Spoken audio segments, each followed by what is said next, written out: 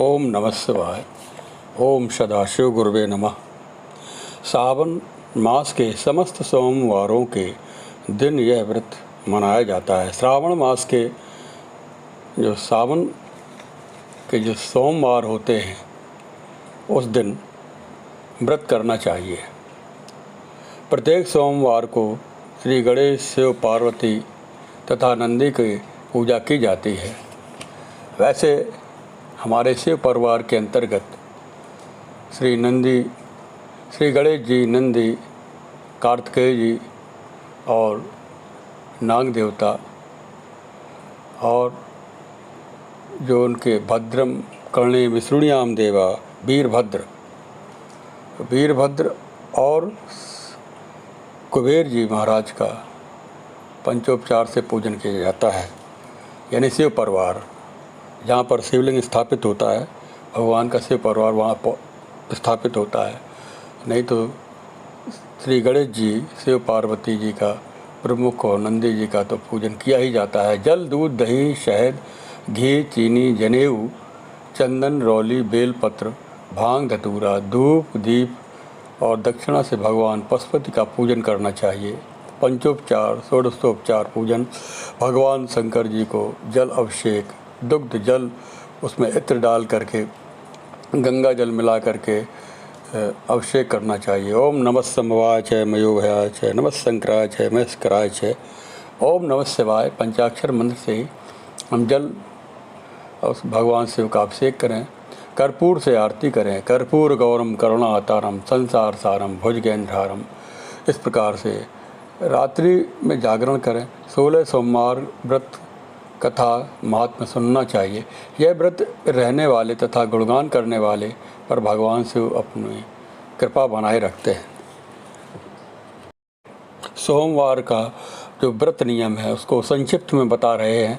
व्रती को सोमवार के दिन सुबह देर तक न सोए, सुबह प्रातःकाल जगे और उठकर पे नित्य क्रिया करने के बाद पवित्र स्नान करे। स्नान के बाद पानी से गंगा जल में जरूर उसमें गंगा जल मिला के स्नान करे। साफ वस्त्र धारण करे। उस दिन काले रंग के कपड़े पहनने से बचना चाहिए। भगवान शिव के समक्ष व्रत का संकल्प ले।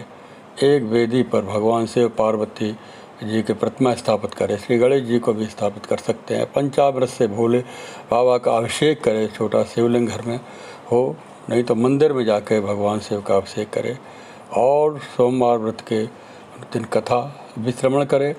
और व्रत के कितने बजे खोलना चाहिए ये भी बताया गया है कि सोमवार के व्रत को हम उसका कब समाप्त करें। ऐसे व्रतों को सूर्यास्त के बाद खोला जाता है।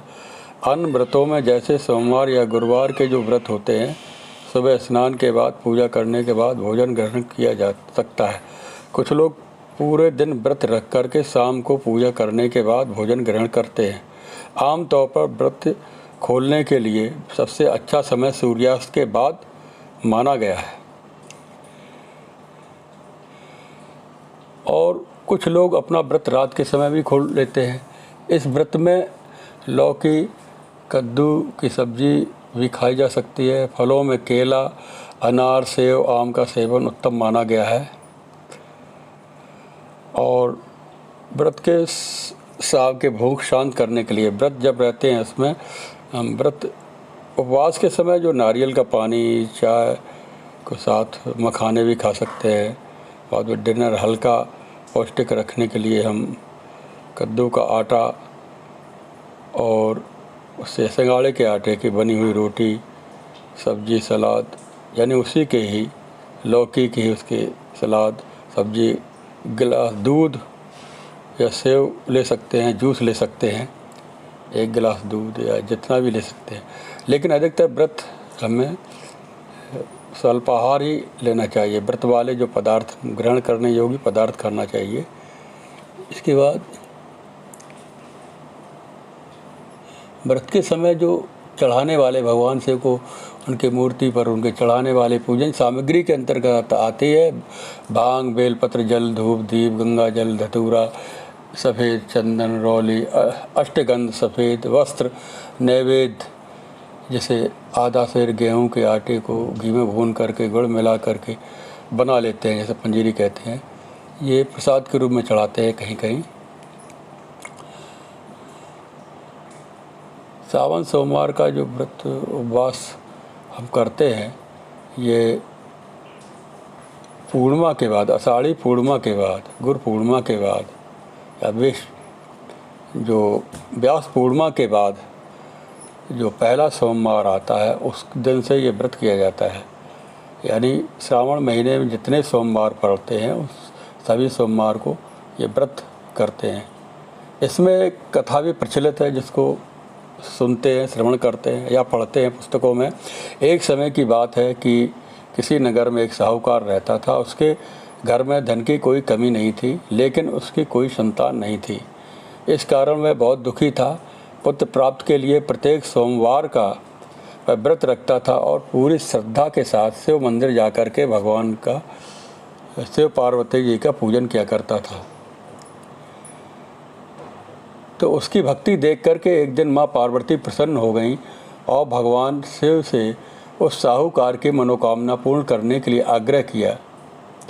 पार्वती जी की इच्छा सुनकर भगवान शिव ने कहा कि हे पार्वती, इस संसार में हर प्राणी को उसके कर्मों का फल मिलता है और उसके भाग में जो हो उसे भोगना ही पड़ता है। लेकिन पार्वती जी ने साहूकार की भक्ति का मान रखने के लिए उसकी मनोकामना पूर्ण करने की इच्छा जताई। पार्वती जी के आग्रह पर भगवान शंकर जी साहूकार को पुत्र प्राप्ति का वरदान तो दिया, लेकिन साथ ही यह भी कहा कि उसके बालक की आयु केवल 12 वर्ष होगी। माता पार्वती और भगवान शंकर जी शिव की बातचीत को साहूकार सुन रहा था। उसे ना तो इस बात की खुशी थी कि उसके पुत्र प्राप्त होगा और ना ही दुख। वह पहले की बात शिव की पूजा करता रहा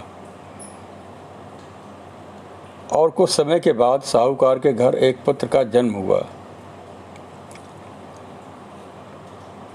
माता पार्वती के आग्रह पर भगवान शिव जी ने साहूकार को पुत्र प्राप्ति का जो वरदान तो दिया था, लेकिन साथ ही वह उसके बालक की जो आयु है केवल 12 वर्ष ही बताई थी। तो उसमें कुछ समय के बाद साहूकार के घर जो पुत्र जन्म हुआ था तो सब विस्मृत हो गया। लेकिन बाद में साहूकार ने पुत्र को मामा को बुला करके उसको बहुत सारा धन दिया और कहा कि तुम इस बालक को काशी विद्या प्राप्ति के लिए ले जाओ और मार्ग में यज्ञ कराना। जहाँ भी यज्ञ कराओ वहाँ ब्राह्मणों को भोजन कराते रहना और दक्षिणा देते हुए जाना। दोनों मामा भांजे इसी तरह यज्ञ कराते हुए ब्राह्मणों को दान दक्षिणा करते हुए काशी की ओर चल पड़े।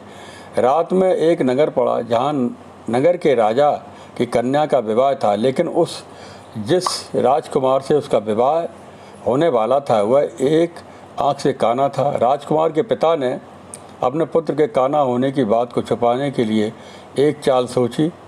वो साहूकार के पुत्र को देखकर उसके मन में यह विचार आया कि उसने जो सोचा, क्यों ना इस लड़के को दूल्हा बना करके राजकुमारी से विवाह करा दिया जाए। विवाह के बाद उसको धन दे करके, वस्त्र पहना करके और उसको विदा कर देंगे। राजकुमारी से विवाह उसने उस साहूकार के लड़के से करा दिया। लेकिन साहूकार के जो पुत्र था वो ईमानदार था। उसने यह बात न्याय संगत नहीं लगी और उसने अवसर पा कर के राजकुमारी की चुन्नी के पल्ले में लिखा कि तुम्हारा विवाह मेरे साथ हुआ है, लेकिन जिस राजकुमार के संग तुम भेजा जाएगा वह एक आँख से काना है। मैं तो काशी पढ़ने जा रहा हूँ। जब राजकुमारी ने चुन्नी में लिखी बातें पढ़ी तो उसने अपने माता पिता को यह बात बताई। राजा ने अपनी पुत्री को विदा नहीं किया, जिससे बारात वापस चली गई। दूसरी ओर साहूकार का लड़का और उसका मामा काशी पहुँचे और वहाँ जाकर के उन्होंने यज्ञ किया और जिस दिन लड़के की आयु 12 साल की हुई उसी दिन यज्ञ रखा गया।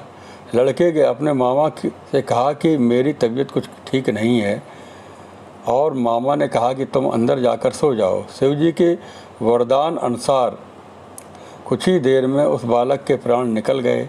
मृत भांजे को देख करके उसके मामा ने विलाप शुरू कर दिया। संयोगवश उसी समय शिवजी और पार्वती ये उधर से जा रहे थे। पार्वती ने भगवान शंकर से कहा कि भगवान स्वामी, मुझे इसके रोने का स्वर सहन नहीं हो रहा है, आप इस व्यक्ति के कष्ट को अवश्य दूर करें। जब शिव जी ने मृत बालक के संयुक्त गए तो वह भी देख करके उसको देखने के बोले, यह उसी साहूकार का पुत्र है जिसने मैंने 12 वर्ष पहले 12 वर्ष की आयु के समय उसकी आयु पूरी हो चुकी है, यानी 12 वर्ष के लिए ही इसकी आयु बताई थी। लेकिन मातृभाव से विभोर माता पार्वती ने कहा कि ये है महादेव, आप इस बालक को आयु देने की कृपा करें, अन्यथा इसके वियोग में इसके माता पिता भी तड़प तड़प कर मर जाएंगे। पार्वती के आग्रह से भगवान शिव ने उस लड़के को वरदान दिया और शिव जी की कृपा से वह लड़का उसकी आयु बढ़ गई और वो शिक्षा प्राप्त करने लगा। लड़का मामा के साथ अपने नगर की ओर चल दिया। दोनों चलते हुए उस नगर में पहुँचे जहाँ उसका विवाह हुआ था। उस नगर में भी उन्होंने यज्ञ का आयोजन किया और उस लड़के के जो ससुर थे ने उसे पहचान लिया।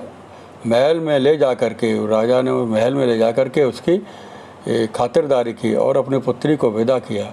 उधर साहूकार और उसकी पत्नी भूखे प्यासे रह कर के बेटे की प्रतीक्षा कर रहे थे और प्रण कर रखा था कि यदि उन्हें अपने बेटे की मृत्यु का समाचार मिला तो वह भी प्राण त्याग देंगे। परंतु अपने बेटे की जीवित होने का जो समाचार सुना तो उसको बेहद प्रसन्न हुए और उसी रात भगवान शिव ने व्यापारी के स्वप्न में आकर कहा कि हे सृष्टि, मैंने तेरे सोमवार के व्रत करने और व्रत की कथा सुनने से प्रसन्न होकर तेरे पुत्र को लंबी आयु प्रदान की है। इसी प्रकार जो कोई सोमवार का व्रत करता है, कथा सुनता है और पढ़ता है तो उसके सभी दुख दूर होते हैं और समस्त मनोकामनाएं पूर्ण होती हैं। सावन के सोमवार के जो पूजन विधि है, सावन के सोमवार में स्नान आदि करके भगवान शंकर जी के मंदिर में जा कर के या घर में भी भगवान शिव को पधरा करके इस प्रकार से हम घर में ही लोटे से जल भर करके ले जाएं और शिवलिंग पर जल अर्पित करें, भगवान के साष्टांग प्रणाम करें। भगवान ओम नमः शिवाय, नमः शिवाय, ओम नमः शिवाय, इस प्रकार से 108 बार उनके मंत्रों का जप करते हुए जल अर्पित करें। सायंकाल भगवान के मंत्रों का फिर जाप करें या महामृत्युंजय मंत्र का जप करें, फलाहार भोजन करें और आरती करें। अगले दिन अन्न वस्त्र का दान करें। इस प्रकार से व्रत का प्राण करें। आगे 12 शिवलिंग दर्शन करें।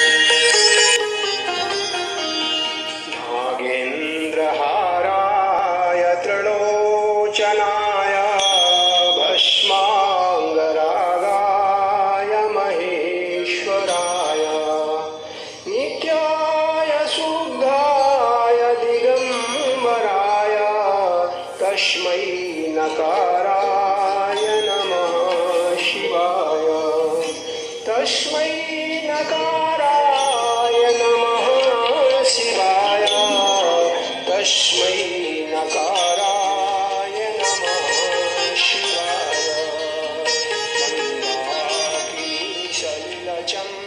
चरचिताय नंदीश्वर प्रमथना